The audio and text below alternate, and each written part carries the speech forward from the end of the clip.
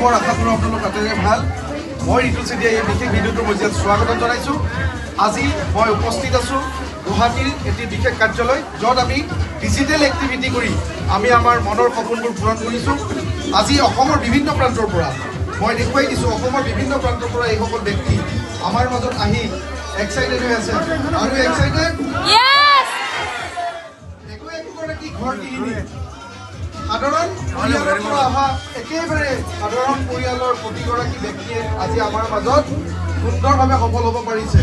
কলেজীয়া ছাত্ৰ, ব্যৱসায় কৰা ব্যক্তি, অৱসৰ লোৱা ব্যক্তি, চাকৰি কৰি থকা ব্যক্তিও নিজৰ আজৰি সময়ত হাতৰ মোবাইলটো সঠিক ব্যৱহাৰ কৰি সপোন পূৰণ কৰাত আজি সহায় হৈছে। এয়াই হৈছে ডিজিটেল প্লেটফৰ্মৰ পাৱাৰ। আজিৰ পৰা কিছু বছৰ আগত অসমৰ ৰাইজক চিঞৰি চিঞৰি কৈছিলোঁ যে এই ধৰণৰ ব্যৱসায়ে আপোনাৰ মোৰ জীৱনৰ পৰিৱৰ্তন আনিব। আজি প্ৰমাণ হৈছে অসমৰ বিভিন্ন ব্যক্তিৰ জীৱন সলনি হৈছে, মোৰ হৈছে, মোৰ লগত আৰু বহুতৰে হৈছে। তো আজি আমাৰ এই টিম ফৰ্চুনৰ বিশেষ এডুকেশ্যন ছিষ্টেমে আমাৰ জীৱনলৈ বিশেষ পৰিৱৰ্তন অনা দেখা গৈছে। যদি আপুনি ভাবে নিজৰ জীৱনটো পৰিৱৰ্তন কৰিব, তেতিয়াহ'লে আপুনি এই ভিডিঅ'টো যাৰ জৰিয়তে চাইছে তাৎক্ষণিকভাৱে যোগাযোগ ৰাখিব।